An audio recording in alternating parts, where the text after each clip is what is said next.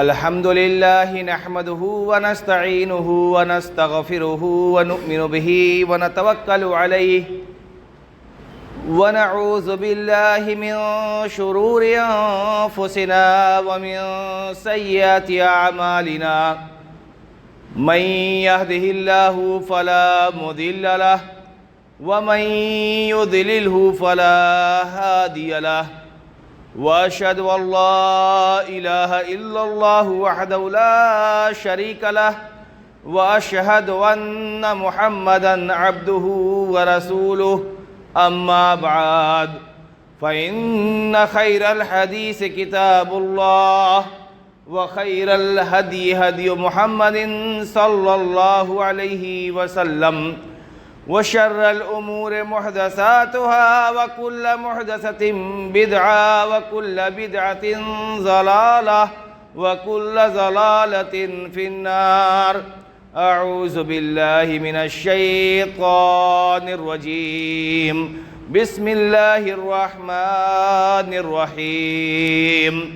يا أيها الذين آمنوا اتقوا الله حق تقاته ولا تموتن إلا وأنتم مسلمون.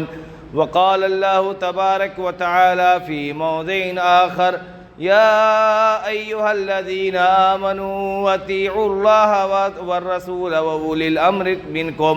يا أيها الذين آمنوا أطيعوا الله وأطيعوا الرسول وأولي الأمر منكم فإن تنازعتم في شيء فردوه إلى الله والرسول إن كنتم تؤمنون بالله واليوم الآخر ذلك خير وأحسن تأويلا. محترم حاضرین جمعہ،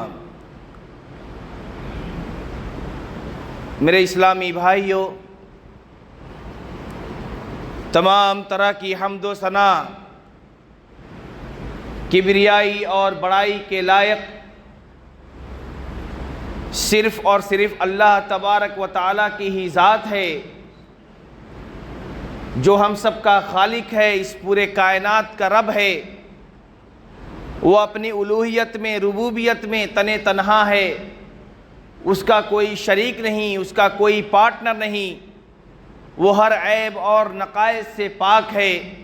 وہ نہ کسی کا باپ ہے، نہ کسی کا بیٹا ہے، اور صرف وہی عبادت کے لائق ہے۔ درود و سلام ہو تمام انبیاء اکرام علیہم الصلوات والسلام کے اوپر، خصوصاً ہمارے اور آپ کے نبی محمد عربی صلی اللہ علیہ وسلم کے اوپر، ان کے آل و اولاد، ازواج مطہرات، صحابہ اکرام رضوان اللہ علیہم اجمعین کے اوپر، بعد کے آنے والے علماء اکرام، سلف صالحین، تابعین، تبع تابعین، ائمہ، فقہا، محدثین رحمہم اللہ کے اوپر، کہ جن کی وجہ سے اسلام ہم تک پہنچا ہے۔ میرے اسلامی بھائیوں، اللہ تبارک و تعالیٰ نے ہم سب کے اوپر بہت انعامات کیے ہیں اور عظیم نعمتوں سے ہمیں نوازا ہے۔ ہماری زندگی کا ایک ایک پل، ایک ایک لمحہ اللہ تبارک و تعالیٰ کی نعمتوں کا گواہ ہے، اور اللہ تبارک و تعالیٰ نے بھی قرآن کریم کے اندر فرمایا کہ ان تعدوا نعمت اللہ لا تحصوها، کہ اگر تم اللہ تبارک و تعالیٰ کی نعمتوں کو گننا چاہو گے، اللہ تبارک و تعالیٰ کے احسان کو تم شمار کرنا چاہو گے، اللہ تبارک و تعالیٰ کے انعامات اور اکرامات کو اگر تم گننا چاہو گے تو تم اس کو گن نہیں پاؤ گے کہ اللہ تبارک و تعالیٰ نے تمہیں کتنے نعمتوں سے نوازا ہے، اللہ تبارک و تعالیٰ نے تمہارے اوپر کتنے انعامات نازل فرمائے ہیں، تمہیں کتنے انعامات سے نوازا ہے۔ میرے بھائیو، اسی نعمتوں میں سے سب سے عظیم نعمت یہ ہے کہ اللہ تبارک و تعالیٰ نے ہمیں اپنے اس نبی اور اپنے اس حبیب کا امتی بنایا جو اس روئے زمین پر تمام انسانوں میں سب سے افضل اور سب سے برتر ہے صلی اللہ علیہ وسلم۔ اللہ کے نبی صلی اللہ علیہ وسلم سے اللہ تبارک و تعالی محبت کرتا ہے، اور صرف محبت ہی نہیں کرتا بلکہ اپنے حبیب اور اپنے محبوب سے محبت کرنے کو واجب قرار دیتا ہے، اور کہتا ہے کہ اگر تم اللہ سے محبت کرنا چاہتے ہو اور یہ چاہتے ہو کہ اللہ تم سے محبت کرے تو میرے حبیب میرے نبی سے محبت کرو۔ اللہ تبارک و تعالی نے قرآن کریم کے اندر فرمایا قُلْ إِن كُنْتُمْ تُحِبُّونَ اللَّهَ فَاتَّبِعُونِي يُحْبِبْكُمُ اللَّهُ۔ کہ نبی کریم صلی اللہ علیہ وسلم ان لوگوں سے فرما دیجئے، ان لوگوں کو اعلان کر دیجئے کہ اگر تم یہ چاہتے ہو کہ اللہ تبارک و تعالیٰ تم سے محبت کرے، اگر تم یہ چاہتے ہو کہ اللہ تبارک و تعالیٰ تجھے اپنے محبوب بندوں میں شمار کرے، اگر تمہاری یہ خواہش ہے کہ اللہ تبارک و تعالیٰ تمہیں اپنا حبیب بنا لے، تمہیں سب سے محبوب بنا لے، تو تم میری اتباع کرو، میرے بتائے ہوئے راستے پر چلو، میں نے جن باتوں کا حکم دیا ہے ان باتوں کو بجا لاؤ، اور جن باتوں سے میں کرنے کے لیے روک رہا ہوں ان باتوں سے رک جاؤ۔ میرے جو فرمان ہیں نبی صلی اللہ علیہ وسلم کی زبان سے جو نکلی ہوئی باتیں ہیں وہ لکیر کی پتھر کی لکیر ہو جانی چاہیے، وہ ایک ایسے ریکھا اور ایک ایسے لکیر ہونی چاہیے کہ وہاں سے آگے جانے میں ہمیں ڈر محسوس ہو، خوف محسوس ہو، اور ہمیں سوچے کہ اگر ہم نے ان سے عدولی کی تو ہم ذلت و گمراہی میں چلے جائیں گے، ذلیل و رسوا ہو جائیں گے، ضلالت و گمراہی کا شکار ہو جائیں گے۔ اللہ نے کہا کہ نبی کہا دیجئے فاتبعونی، میری اتباع کرو، امر کے سیگے کے ساتھ لایا ہے، اور حکم دینا جو ہوتا ہے واجبی ہے کہ اس کی اللہ کے رسول کی اتباع جو ہے وہ واجب ہے، اس کے بغیر زندگی چلنے والی نہیں، اس کے بغیر زندگی کی گاڑی چلنے والی نہیں ہے۔ جس نے بھی نبی صلی اللہ علیہ وسلم کے حکم سے عدولی کی وہ گمراہ ہو گیا۔ پھر اللہ تعالیٰ نے کہا یحببکم اللہ، جب اللہ کے نبی سے محبت کرو گے، اللہ کے نبی کے فرمان کے مطابق زندگی گزارو گے، اللہ کے نبی صلی اللہ علیہ وسلم کے مطابق زندگی گزارو گے، اللہ تم سے محبت کرے گا۔ یہ اللہ تبارک و تعالیٰ کا فرمان ہے اپنے نبی سے محبت کے لیے۔ نبی کی محبت، اپنے اللہ تبارک و تعالیٰ اپنی نبی سے کتنی محبت کرتا ہے، اس کی ایک مثال اگر دیکھنی ہو تو آپ سورۃ الحجرات کو پڑھ جائیں۔ اللہ تبارک و تعالیٰ کے سامنے، اللہ کے رسول صلی اللہ علیہ وسلم کے سامنے دو صحابی کا آپس میں معاملہ ہوا، غالباً وہ حضرت ابوبکر اور حضرت عمر رضی اللہ تعالیٰ عنہما تھے، اور تھوڑی اونچی آواز میں دونوں نے بات کر لی۔ اللہ تبارک و تعالیٰ نے سورۃ الحجرات کے اندر یہ کہا کہ یہ اللہ کو قطعی پسند نہیں ہے کہ تم میرے محبوب میرے نبی کے سامنے اونچی آواز میں بھی بات کرو۔ یہ ہمارا معاملہ ہے کہ اللہ اور اس کے رسول کی بات ہوتی ہے تو ہم اپنی زندگی میں مشغول ہوتے ہیں، مصروف ہوتے ہیں، ہمیں اس سے کوئی نہیں۔ اللہ کے نبی، اللہ تعالیٰ نے یہ حکم دیا کہ میرے نبی کے سامنے یہ مجھے گوارا نہیں کہ میرے نبی کے سامنے تم اونچی آواز میں بھی بات کرو۔ مطلب جب میری نبی کی بات آ جائے تو تمہاری آواز پست ہو جانی چاہیے، اور کان جو ہے حدیث اور اللہ کے نبی صلی اللہ علیہ وسلم کی طرف متوجہ لگ جانے چاہیے کہ اللہ کے نبی کی فرامین آ رہے ہیں، کچھ نہ کچھ ہمارے لیے ہوگا۔ یہ نبی صلی اللہ علیہ وسلم سے محبت ہے اللہ تعالیٰ کی۔ اللہ تبارک و تعالیٰ اپنے نبی سے اتنی محبت کرتا ہے کہ عرش کے نیچے وہ ایک جنت اپنے نبی صلی اللہ علیہ وسلم کے لیے بنا کے رکھا ہے، جس کا نام الوسیلہ ہے، جو جنت کے سب سے اوپری درجہ ہے، اور وہ سیدھا عرش کے نیچے ہے تاکہ میرا محبوب میرا نبی میرے قریب ہوں گے، اور اس میں صرف اور صرف نبی کریم صلی اللہ علیہ وسلم ہوں گے۔ یہ وسیلہ جو جنت کا نام ہے، اللہ تبارک و تعالیٰ نے متعدد مقامات پر قرآن کریم کے اندر اتباع رسول، اللہ کے نبی صلی اللہ علیہ وسلم سے اتباع اور ان سے محبت کا حکم دیا ہے۔ اللہ تعالیٰ نے فرمایا یا ایھا الذین آمنوا اطیعوا اللہ واطیعوا الرسول، اے ایمان والو اللہ کی اطاعت کرو، اللہ کے فرامین کو اللہ کے حکم کو بجا لاؤ، اللہ نے جن باتوں کو کرنے کا حکم دیا ہے اس سے رک جاؤ، اور جن باتوں سے کرنے کا حکم دیا ہے اس سے رک جاؤ۔ ساتھ ساتھ یہ نہیں کہ اللہ کے حکم کو مانا اور رسول کی باتوں کو چھوڑ دیا، قرآن کو مانا اور حدیث کو چھوڑ دیا، ایسا نہیں۔ اللہ نے فرمایا واطیعوا الرسول، رسول کی بھی اطاعت کرو۔ اللہ کے رسول کی اطاعت کیسے ہوگی؟ ان کی باتوں پر چل کر، ان کی باتوں کو مان کر۔ وَأُولِي الْأَمْرِ مِنْكُمْ، اور جو تم میں عمرہ ہیں، جو تم میں رہبر ہیں، جو رہنما ہیں اور جو علماء ہیں، اگر صحیح باتوں کا حکم دے رہے ہیں، اللہ اور اس کے رسول کے مطابق زندگی گزارنے کو بتلا رہے ہیں، قرآن و حدیث کے مطابق اگر کوئی بات بتلا رہے ہیں تو ان کی بھی باتوں کو ماننا ہے۔ اور اللہ تعالیٰ نے فرمایا فَإِن تَنَازَعْتُمْ فِي شَيْءٍ، اگر تمہارے درمیان اختلاف ہو جائے، کوئی مسئلے میں اختلاف ہو جائے کہ اس مسئلے میں اسلام کا کیا حکم ہے، ایک آدمی کہتا ہے کہ ناجائز ہے، ایک آدمی کہتا ہے کہ جائز ہے، ایسی صورت میں تمہیں کیا کرنا ہے؟ نہیں کہا کہ تم اپنے اماموں کی پیروی کرو، اپنے اعلیٰ حضرت کی پیروی کرو، اپنے مولوی کی پیروی کرو، مولانا صاحب خطبہ دے رہے ہیں ان کی پیروی کرو۔ اللہ نے کہا فَرُدُّوهُ إِلَى اللَّهِ وَرَسُولِهِ، اللہ اور اس کے رسول کے حکم کی طرف آنا ہے۔ قرآن کریم کے اندر اللہ تبارک و تعالیٰ نے کیا حکم دیا ہے اس مسئلے کے تعلق سے،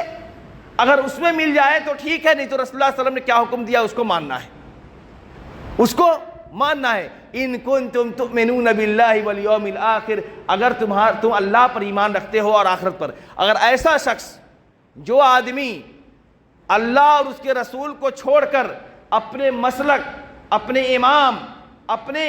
اعلیٰ حضرت کی پیروی کرتا ہے اور وہ مسلک میں جو بات پر چل رہا ہے وہ قرآن اور حدیث کے خلاف ہے، گویا اس کے اندر ایمان نہیں ہے، کیونکہ اللہ تعالیٰ نے حکم دیا کہ اگر اللہ پر ایمان رکھتے ہو اور آخرت کے دن پر ایمان رکھتے ہو تو جب تم دیکھو کہ قرآن اور حدیث سے معاملہ ٹکرا رہا ہے تو ایسی صورت میں قرآن اور حدیث کی طرف آنا ہے، نہ کہ اپنے امام کی پیروی کرنی ہے۔ یہ اللہ اور اس کے رسول کی اطاعت کی حکم ہے۔ اللہ کے رسول صلی اللہ علیہ وسلم، اللہ تعالیٰ نے قرآن کریم کے اندر ان لوگوں کو بشارت دی جو لوگ نبی کریم صلی اللہ علیہ وسلم کی اطاعت کرتے ہیں کہ یہی لوگ کامیاب ہیں۔ وَمَن يُطِعِ اللَّهَ وَرَسُولَهُ فَقَدْ فَازَ فَوْزًا عَظِيمًا، کہ جو لوگ اللہ کی اطاعت کرتے ہیں، رسول کی اطاعت کرتے ہیں، اللہ اور اس کے رسول کے حکم کے مطابق زندگی گزارتے ہیں، وہ لوگ یقیناً کامیاب ہیں۔ اور اللہ تبارک و تعالیٰ اپنے نبی سے اتنی محبت کرتا ہے کہ ان کو آئیڈیل بنایا، کہا کہ سنو، تمہارا آئیڈیل کوئی فلمی اسٹار نہیں ہونے چاہیے، تمہارا آئیڈیل کوئی کرکٹ کا کھلاڑی نہیں ہونا چاہیے، تمہارا آئیڈیل صرف اور صرف ہمارا رسول ہونا چاہیے۔ لَقَدْ كَانَ لَكُمْ فِي رَسُولِ اللَّهِ أُسْوَةٌ حَسَنَةٌ، کہ یاد رکھو کہ تمہارے لیے یہی رسول تمہارے لیے آئیڈیل ہے، نمونہ ہے۔ اللہ کے نبی صلی اللہ علیہ وسلم نے فرمایا لا یؤمن احدکم حتی اکون احب الی من والدہ وولدہ والناس اجمعین، کہ اے ایمان والو سنو، تم میں سے کوئی بھی شخص اس وقت تک کامل مومن نہیں ہو سکتا، اس کا ایمان اس وقت تک مکمل نہیں ہو سکتا جب تک کہ میں اس کے نزدیک اس کے آل و اولاد، اس کے باپ ماں، اس کے مال و زر سب سے زیادہ محبوب نہ ہو جاؤں۔ ایک مرتبہ اللہ کے نبی صلی اللہ علیہ وسلم حضرت عمر رضی اللہ تعالیٰ عنہ کے ہاتھ پکڑے ہوئے کہیں جا رہے تھے۔ حضرت عمر رضی اللہ تعالیٰ عنہ دوسرے خلیفہ ہیں اور ان کو لیے بشارت اللہ کے نبی صلی اللہ علیہ وسلم نے فرمایا کہ اگر میرے بعد اگر کوئی نبی آنے والا ہوتا تو وہ حضرت عمر رضی اللہ تعالیٰ عنہ ہوتے۔ حضرت عمر رضی اللہ تعالیٰ عنہ کہتے ہیں کہ اے نبی کریم صلی اللہ علیہ وسلم، آپ سے میں بہت زیادہ محبت کرتا ہوں اور اتنی محبت کرتا ہوں کہ آپ کے لیے میں اپنے مال و دولت، آل و اولاد، والدین سب کو قربان کر سکتا ہوں سوائے اپنے جان کے، میں اپنی جان سے زیادہ آپ سے محبت نہیں کرتا۔ اللہ کے نبی صلی اللہ علیہ وسلم ہاتھ پکڑے ہوئے تھے، ہاتھ کو چھوڑ دیا۔ حضرت عمر رضی اللہ تعالیٰ عنہ ہیں، ان کو کہا کہ اے عمر، تم مکمل ایمان والے نہیں ہوئے، تمہارا ایمان مکمل نہیں ہوا۔ حضرت عمر رضی اللہ تعالیٰ عنہ تھے، فوراً کہا کہ اللہ کے رسول صلی اللہ علیہ وسلم، ابھی آپ میرے نزدیک ہماری جان سے بھی زیادہ آپ محبوب ہیں، آپ کی جو قدر و منزلت ہے میں آپ کے اوپر اپنے مال و دولت کے ساتھ ساتھ جان بھی قربان کر سکتا ہوں۔ اللہ کے رسول صلی اللہ علیہ وسلم نے فرمایا الآن یا عمر، اے عمر اب تمہارا ایمان جا کر کے مکمل ہوا۔ اللہ کے نبی صلی اللہ علیہ وسلم نے فرمایا لا یؤمن احدکم حتی یکون ہواہ تبعا لما جئت بہ، کہ اس وقت تک کوئی آدمی مکمل ایمان والا ہو نہیں سکتا، اس کا ایمان مکمل ہو ہی نہیں سکتا کہ جب اس کا پوری کے خواہشات، اس کی زندگی ہماری شریعت کے مطابق نہ ہو جائے، ہماری شریعت کے مطابق نہ ہو جائے۔ اور کسی بھی چیز کے عمل کو قبول ہونے کے لیے دو چیز ہے، یہ دو چیزیں پائی جائیں گی تبھی عمل قبول ہے۔ نماز پڑھ رہے ہیں، یہ دو چیزیں ہیں تو قبول ہے۔ حج کر رہے ہیں، یہ دو چیزیں ہیں تو قبول ہے۔ عمرہ کر رہے ہیں، عمرے پہ عمرہ کرتے جا رہے ہیں، یہ دو چیزیں نہیں ہے تو قبول نہیں ہے۔ کیا کیا؟ نمبر ایک اخلاص، ہونی چاہیے تو اللہ تبارک و تعالیٰ کے لیے، صرف اور صرف اللہ کے لیے، دکھاوے کے لیے نہیں کہ مجھے لوگ حاجی کہے، مجھے لوگ عمرہ والا کہے، یا پھر جا کر کے حج کر لیا، حج سے آیا تاکہ لوگوں کو اس حج کے بہانے سے ہم لوٹ سکے کہ میں تو حاجی ہوں، بے ایمانی کر نہیں سکتا، اور بے ایمانی کا پورا سراپا بے ایمان ہے۔ نمازی ہوں تو اخلاص، اللہ سے محبت اور صرف اللہ کے لیے ہونی چاہیے کہ اللہ تبارک و تعالیٰ کے لیے ہم عبادت کر رہے ہیں۔ اور جب اللہ کے لیے اللہ سے محبت ہو جائے گی، اللہ کی عبادت ہوگی، تو اپنے آپ ہم ان گناہوں سے بچیں گے جو اللہ کو پسند نہیں ہے۔ اور دوسرا شرط، کسی بھی عمل کو قبول ہونے کے لیے نبی کریم صلی اللہ علیہ وسلم کی سنت کے مطابق ہو۔ یہی اللہ کے رسول نے فرمایا کہ اس وقت تک کوئی آدمی کامل مومن نہیں ہو سکتا جب تک کہ وہ اس کی زندگی، اس کی رہنا سہنا میری شریعت کے مطابق نہ ہو جائے۔ اور یہی تو اسلام ہے،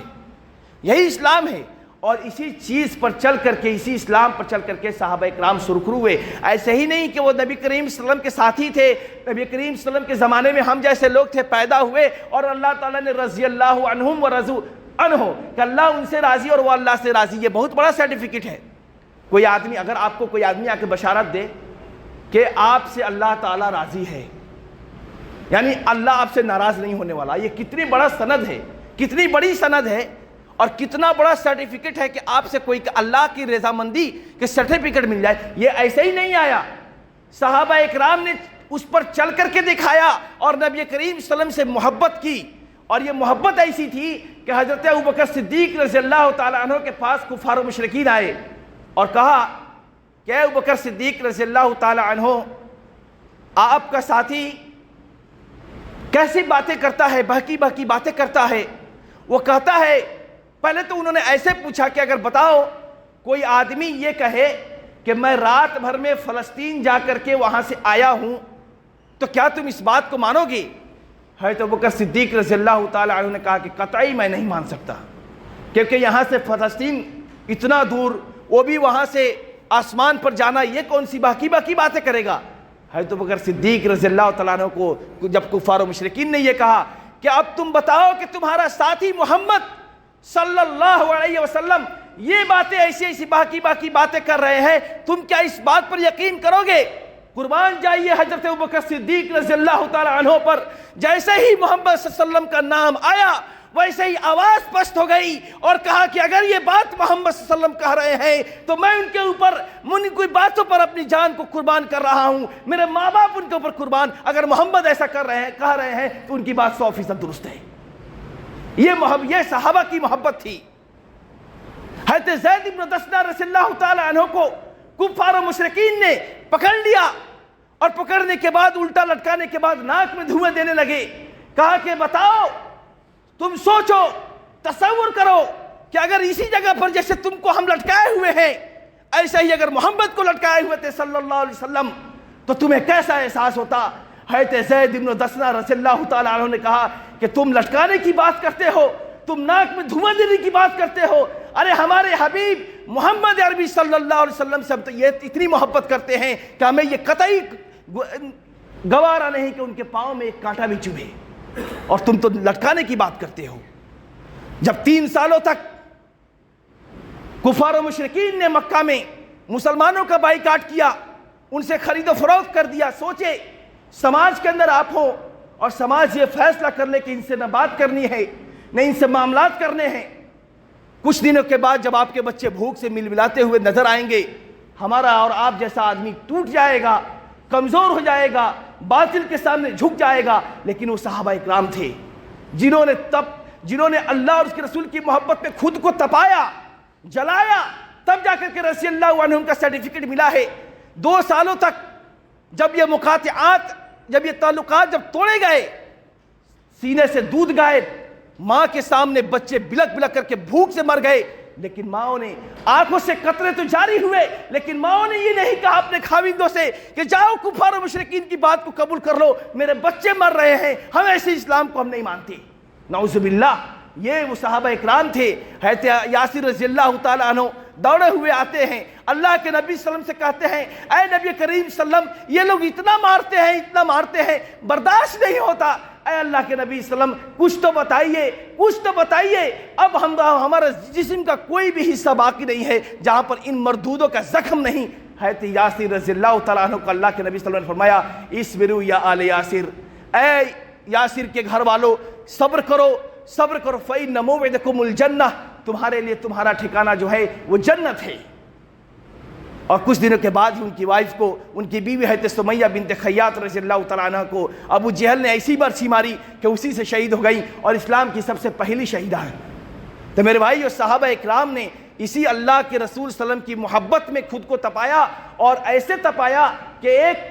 کافر کا بیان ہے جو اس وقت اسلام نہیں لائے تھے، ایک صحابی کا جو اسلام نہیں لائے تھے، وہ آئے اور ان کو بھیجا گیا کہ جاؤ محمد صلی اللہ علیہ وسلم کو دیکھ کر کے آؤ کہ ان کے ساتھی کیا کر رہے ہیں۔ تو وہ انہوں نے جب دیکھا صلح حدیبیہ کے موقع سے، جب انہوں نے دیکھا، کہا کہ میں نے ایسے نظارے تو میں نے کیسر و کسریٰ جو اس وقت کے سپر پاور تھے روم اور فارس کے بادشاہوں کے درباروں میں بھی نہیں دیکھا۔ کہا تم نے کیا دیکھا؟ تو اس نے کہا ہے اس صحابی نے جو اس اسلام نہیں لایا، میں نے یہ دیکھا کہ نبی کریم صلی اللہ علیہ وسلم وضو کر رہے ہیں، وضو کا ایک قطرہ جو پانی سے گرتا ہے وہ بھی زمین پر نہیں پڑ رہا، نبی کریم صلی اللہ علیہ وسلم کی زبان سے تھوک نکلتی ہے وہ بھی زمین پر نہیں پڑ رہا، کوئی نہ کوئی اس کو اپنے ہاتھوں میں لے لے۔ یہ نبی کریم صلی اللہ علیہ وسلم سے محبت تھی، اور اسی محبت کے نتیجے میں جب وہ لوگ اپنے محبت کے امتحان میں کامیاب ہو گئے تو اللہ تبارک و تعالیٰ نے ان کو جنت کی بشارت دی۔ اور ہمیں بھی اگر نجات چاہیے، جنت کی بشارت چاہیے، تو نبی کریم صلی اللہ علیہ وسلم سے اسی طریقے سے محبت کرنی ہوگی جیسے صحابہ نے محبت کیا ہے۔ آج جو یہ ربیع الاول کا مہینہ ہے، یہ ربیع الاول کے مہینے میں ہی اللہ کے نبی صلی اللہ علیہ وسلم کی ولادت ہوئی ہے۔ اب وہ کس تاریخ کو ولادت ہوئی ہے یہ کسی کو نہیں پتا، اس میں جن لوگوں نے بھی تاریخ لکھے ہیں اللہ کے نبی صلی اللہ علیہ وسلم کی سیرت کو لکھا اس میں اختلاف ہے۔ بہت سارے لوگوں نے 8 ربیع الاول بتلایا، بہت سارے لوگوں نے 9 ربیع الاول بتلایا، کسی نے 12 ربیع الاول بتلایا، کسی نے 17 ربیع الاول بتلایا۔ اس میں کوئی آدمی 100% شیور نہیں ہے، کنفرم نہیں ہے کہ اللہ کے نبی صلی اللہ علیہ وسلم کی ولادت کب ہوئی، لیکن زیادہ مشہور 2 ہی تاریخ ہے، ایک 9 ربیع الاول اور دوسرا 12 ربیع الاول۔ 9 ربیع الاول یہ تو سب کو پتا ہے کہ اللہ کے نبی صلی اللہ علیہ وسلم کی ولادت سوموار کے دن ہوئی۔ مولانا صفی الرحمان مبارک پوری رحمہ اللہ نے اپنی کتاب کے اندر اس تاریخ کو جس سال اللہ کے نبی صلی اللہ علیہ وسلم کی پیدائش ہوئی اس سال کے تمام سوموار کو جب نکالا تو 9 ربیع الاول کو سوموار پڑا تھا، وہ 9 ربیع الاول کہتے ہیں، کچھ لوگ 12 ربیع الاول کہتے ہیں، لیکن اس بات میں کوئی اختلاف نہیں ہے، اس بات پر سب کا اتفاق ہے کہ نبی کریم صلی اللہ علیہ وسلم کی وفات اس دنیا سے جب وہ گئے ہیں وہ 12 ربیع الاول تھا۔ یعنی پیدائش میں اختلاف ہے کہ کون سے سال میں نبی کریم صلی اللہ علیہ وسلم کون سے تاریخ کو پیدا ہوئے، لیکن وفات میں اختلاف نہیں ہے۔ اب ہمارے یہاں 12 ربیع الاول کے نام پر ایک الگ طریقے سے عید منائی جاتی ہے، عید میلاد النبی۔ اب عید میلاد النبی یعنی کہ نبی کریم صلی اللہ علیہ وسلم کا برتھ ڈے، اور جب کوئی چیز نبی کریم صلی اللہ علیہ وسلم سے جڑ جائے تو وہ عبادت ہو جاتی ہے، وہ عبادت ہو جاتی ہے، اور عبادت کے لیے دلیل چاہیے کہ کیا نبی کریم صلی اللہ علیہ وسلم نے اس کو کرنے کا حکم دیا، کیا نبی کریم صلی اللہ علیہ وسلم نے اس کو خود کیا، کیا نبی کریم صلی اللہ علیہ وسلم نے صحابہ کو کرنے کا حکم دیا یا صحابہ نے کیا یا نہیں کیا۔ نبی کریم صلی اللہ علیہ وسلم اس دنیا میں 63 سال زندہ رہے، اور 63 سالوں میں اللہ کے نبی صلی اللہ علیہ وسلم کا برتھ ڈے یعنی میلاد 63 مرتبہ آیا ہوگا۔ چلیے 40 سال ہم ہٹا دیتے ہیں، 40 سال نبی نہیں بنائے گئے ہیں، 40 سال کے بعد 23 سال کی زندگی ہوتی ہے، 23 سالوں میں 23 مرتبہ، 13 سال اور ہٹاتے ہیں کہ مکہ میں اللہ کے نبی صلی اللہ علیہ وسلم اتنے مضبوط نہیں تھے، صحابہ کی تعداد زیادہ نہیں تھی، مدینہ کی زندگی 10 سال ہے۔ ان 10 سالوں میں کیا نبی کریم صلی اللہ علیہ وسلم جس 10 سالوں میں نماز کا حکم ہے، جن 10 سالوں میں حج کا حکم ہے، جن 10 سالوں میں روزے کا حکم ہے، جن 10 سالوں میں تمام اسلام کے احکامات آئے ہیں، کیا اللہ تبارک و تعالیٰ نے جو اللہ میں نے پہلے بتایا جو اللہ اپنے نبی سے اتنی محبت کرتا ہے کہ وہ اپنے نبی کے لیے ایک الگ سے اسپیشل جنت بنا کے رکھا ہے عرش کے نیچے، اور اپنے نبی کے سامنے اونچی آواز میں بھی پسند نہیں کر سکتا اس اللہ نے حکم دیا کہ میرے وہ اگر برتھ ڈے منانا صحیح ہوتا تو ظاہر سی بات ہے کہ جبریل کو حکم ہوتا کہ جاؤ کہا دو کہ ہمارے نبی اس تاریخ کو پیدا ہوئے اور اس تاریخ کو برتھ ڈے مناؤ، اس تاریخ کو جو بھی اللہ کے نبی صلی اللہ علیہ وسلم سے محبت کا اظہار کرے گا، میلاد النبی منائے گا، ہم اسے یہ دیں گے، اجر دیں گے، ثواب دیں گے۔ تو ایسا تو کہیں قرآن میں ہے نہیں۔ اب آتے ہیں نبی کریم صلی اللہ علیہ وسلم کے فرمان کی طرف۔ کیا نبی کریم صلی اللہ علیہ وسلم نے خود کیا؟ کیا اپنا برتھ ڈے منایا؟ نہیں منایا۔ کیا نبی کریم صلی اللہ علیہ وسلم نے منانے کا حکم دیا؟ نہیں دیا۔ جو صحابہ نبی کریم صلی اللہ علیہ وسلم کے تھوک، لعاب اور وضو کے قطرے بھی اپنے ہاتھوں میں لے لیتے تھے، وہ صحابہ اتنی محبت کرتے تھے کہ اپنی جان اور مال سب کو قربان کر دینے کے لیے تیار رہتے تھے۔ وہ صحابہ کیسے اس عمل سے پیچھے رہ سکتے تھے؟ کیسے رہ سکتے تھے؟ ان سے تو ثابت ہوگا، پتہ چلا کہ ان سے بھی ثابت نہیں ہے۔ چلو اس کو بھی چھوڑو، بعد میں کیا امام ابو حنیفہ رحمہ اللہ نے حکم منایا، میلاد النبی منانے کا حکم دیا؟ نہیں۔ کیا امام مالک نے دیا؟ نہیں دیا۔ کیا امام شافعی نے دیا؟ نہیں دیا۔ کیا امام احمد نے دیا؟ نہیں دیا۔ پھر یہ آیا کہاں سے؟ اسلام جو آتا ہے کہاں سے؟ قرآن سے یا حدیث سے؟ قرآن اور حدیث میں نہیں ہے تو صحابہ سے، صحابہ سے بھی نہیں ہے تو ائمہ محدثین سے، کسی سے بھی ثابت نہیں ہے، تو پھر یہ آیا کہاں سے؟ یہ آیا ہے اس اللہ کے نبی صلی اللہ علیہ وسلم کے وفات کے 300 سال بعد، 350 سال بعد، 360 ہجری میں، جب مجوسیوں کی، یہودیوں کی شکل میں، صورت میں مسلمان جو فاطمی حکومت مصر کے اندر آئی، تو وہاں ایک عبید اللہ ابن مامون آدمی تھا، وہ خلیفہ بنا، اور خلیفہ بننے کے بعد اس نے ان سب چیزوں کو رائج کیا کہ کیوں نہ نبی کریم صلی اللہ علیہ وسلم کے برتھ ڈے کو منایا جائے، کیوں نہ نبی کریم صلی اللہ علیہ وسلم کے برتھ ڈے کو منایا جائے اور چراغاں کیا جائے، اور اس کے ذریعے سے الگ الگ دکان لگائی جائے اور لوگوں سے فائدہ اٹھایا جائے۔ تو یہ کب ہوا؟ 360 ہجری میں ہوا۔ اگر کوئی آدمی کہتا ہے کہ میلاد منانا ہے تو منانا ہے تو کیا عید سمجھ کے؟ جب عید الفطر کا حکم ہے کہ عید الفطر منانا ہے، عید بقرعید منانا ہے، کیوں؟ نبی کریم صلی اللہ علیہ وسلم نے خود منایا ہے، تو اتنی بڑی عید نبی کریم صلی اللہ علیہ وسلم جس دن پیدا ہوئے یقیناً بہت افضل دن ہے، تو اللہ کے نبی نے کیوں نہیں منایا؟ منانا چاہیے۔ آپ نے یہی کہا کہ اسلام میں صرف 2 ہی عید ہے، ایک عید اور دوسری بقرعید، جس دن قربانی کرتے ہیں۔ اب جو کچھ لوگ یہاں پر گھپلا کرتے ہیں، وہ کیا کہتے ہیں کہ نبی کریم صلی اللہ علیہ وسلم نے نہیں منایا، صحابہ نے نہیں منایا، ٹھیک ہے، لیکن منانے کا حکم، منانے سے منع تو نہیں کیا۔ میرے بھائیو، اللہ کے نبی صلی اللہ علیہ وسلم نے فرمایا من عمل عملا لیس علیہ امرنا فہو رد۔ حضرت عائشہ رضی اللہ تعالیٰ عنہ راویہ ہے، اور صحیح مسلم کی روایت ہے کہ ہر وہ عمل جس پر قرآن اور حدیث سے دلیل نہیں ہے وہ عمل مردود ہے، ردی کا ٹکڑا ہے، اس کو مت کرو۔ اور آپ کے سامنے ہر خطبے سے یہ بات ہوتی ہے، کل بدعت ضلالہ، ہر بدعت گمراہی ہے، وکل ضلالۃ فی النار، اور ہر گمراہی جہنم میں لے جانے والی چیز ہے۔ اور اسی حدیث میں آپ نے پہلے فرمایا کہ فَإِيَّاكُمْ مُحْدَثَاتِ الْأُمُورِ، اے لوگو دین میں نئی چیز ایجاد کرنے سے بچو۔ اگر تم دین میں نئی چیز ایجاد کرنے سے بچو گے تو ہی کامیاب ہو جاؤ گے، نہیں تو کیونکہ ہر نئی چیز بدعت ہے۔ اور نئی چیز کا مطلب کیا ہے؟ وہ جو قرآن اور حدیث سے ثابت نہ ہو۔ عبادت، اب ایک اور گھپلا لوگ کرتا ہے، کہتا ہے کہ یہ گھر ہے، اس زمانے میں ایسا گھر نہیں تھا، یہ مسجد ایسی نہیں تھی، اور ہم جیسے زندگی کے کپڑے ایسے نہیں تھے، یہ بھی تب بدعت ہوئی، یہ بھی تو بدعت ہوئی۔ میرے بھائی، بدعت کہتے ہیں کہ عبادت، کسی چیز کو عبادت سمجھ کے کرنا، کسی کام کو عبادت کم کے سمجھنا۔ اب کوئی کہے گا کہ ہم نبی صلی اللہ علیہ وسلم کی محبت میں مناتے ہیں، عبادت نہیں سمجھتے، تو وہ سب سے بڑا جھوٹا ہے، کیونکہ جس بات کی نسبت اللہ کے نبی صلی اللہ علیہ وسلم کو ہو جائے وہ محبت، وہ عبادت ہی ہوتی ہے، وہ عبادت ہی ہوتی ہے۔ اور عبادت کے نام پر یہ جو دکان کھلی ہوئی ہے یہ بدعت و گمراہی ہے۔ اللہ کے نبی صلی اللہ علیہ وسلم نے فرمایا فعلیکم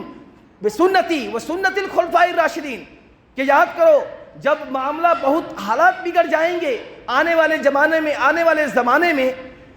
کئی جگہ ایسے ہوں گے، کئی مطلب دین مفقود ہو جائے گا، دین ختم ہونے والا ہوگا، ایسی صورت میں تم میری سنت کو لازم پکڑنا، یعنی نبی کریم صلی اللہ علیہ وسلم کی سنت کو لازم پکڑنا اور خلفائے راشدین کے طریقے پر چلنا۔ اللہ کے نبی صلی اللہ علیہ وسلم نے فرمایا ترکت فیکم امرین لن تضلوا بعد ان تمسکتم بہما کتاب اللہ و سنتی، کہ تم لوگ اس وقت تک گمراہ نہیں ہوگے، میں تمہارے درمیان دو چیزیں چھوڑ کے جا رہا ہوں، اور اگر تم نے دونوں پر عمل کیا تو تم کبھی گمراہ نہیں ہوگے۔ ایک ہے کتاب اللہ کی کتاب اور سنت رسول۔ تو عید میلاد النبی کے نام پر جو 12 ربیع الاول کو جو میلاد النبی منایا جاتا ہے، سب سے پہلی چیز کہ یہ تو سب سے پہلی بات یہ تاریخ غلط ہے، تاریخ صحیح روایت سے نہیں ہے، اور یہ تاریخ یوم وفات ہے۔ یعنی اگر مان لیا جائے کہ 12 ربیع الاول کو نبی کریم صلی اللہ علیہ وسلم پیدا ہوئے، تو سب سے پہلی بات تو یہ قرآن اور حدیث سے ثابت نہیں کہ میلاد منایا جائے۔ اور نبی صلی اللہ علیہ وسلم آئے تھے دنیا میں تو نبی بنا کے نہیں آئے تھے، نبی بنے ہیں 40 سال بعد، لیکن جب دنیا سے گئے ہیں تو نبی کی صورت میں گئے ہیں۔ تو یعنی ہم فیصلہ کریں، یہ جو میلاد النبی جو لوگ مناتا ہے، جو بھی مسلمان، اس میں کوئی مسلکن نہیں کرنا چاہیے کہ فلانا فلانا فلانا۔ سچا مسلمان بننا ہے ہمیں، قرآن اور حدیث، قرآن جو اللہ تعالیٰ نے نازل کیا وہ، اور حدیث جو نبی کریم صلی اللہ علیہ وسلم کا فرمان ہے وہ، اور صحابہ کا عمل۔ یہ تو مانتے ہیں سب لوگ کہ صحابہ ہم سے افضل تھے، اور ہم سے افضل کیسے نہیں ہو سکتے تھے، وہ نبی کریم صلی اللہ علیہ وسلم کے ساتھی تھے۔ یہ تین چیزوں میں کوئی چیز نہیں ہے، کوئی دلیل نہیں ہے تو وہ عمل نہیں ہے۔ تو نبی کریم صلی اللہ علیہ وسلم کے جب یہ بات آ گئی کہ جب دنیا سے گئے ہیں تو نبی کی شکل میں گئے ہیں، تو آپ جشن مناتے ہیں آنے کا یا جانے کا مناتے ہیں، یہ فیصلہ کرنا ہے، یہ جو ہے یہ فیصلہ کرنا ہے۔ تو یہ جو بدعت ہمارے درمیان رائج ہے، ان بدعت سے اپنے آپ کو محفوظ کریں، اور عید میلاد النبی کے نام پر جتنی بھی جو بھی شکلیں ہمارے درمیان رائج ہیں، ان سے ہم سب کو اپنے آپ کو، اپنے اہل عیال کو بچانا ہے، کیونکہ قیامت کے دن نبی کریم صلی اللہ علیہ وسلم ہاتھ میں جام کوثر لیے ہوں گے، ایک مرتبہ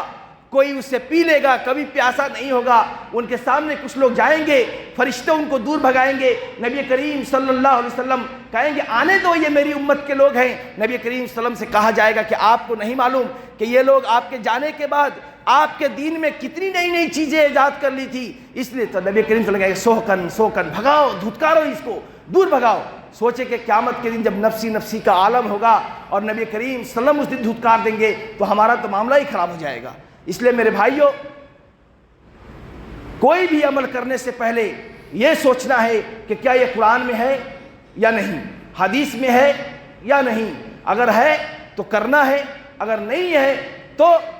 خود کو دور کرنا ہے۔ صحابہ نے اگر کر کے دکھلایا ہے تو بھی وہ عمل ہمارے لیے دلیل ہے، ائمہ اور محدثین نے کر کے دکھلایا ہے اور قرآن اور حدیث کی روشنی میں کر کے دیا ہے، بتایا ہے تو بھی ہے۔ لیکن عید میلاد النبی نہ قرآن سے ثابت، نہ حدیث سے ثابت، نہ صحابہ سے ثابت، نہ خلفائے راشدین سے ثابت، نہ ائمہ سے ثابت، نہ چاروں امام سے ثابت، نہ محدثین سے ثابت، نہ فقہاء سے ثابت۔ کس سے ثابت ہے؟ ثابت ہے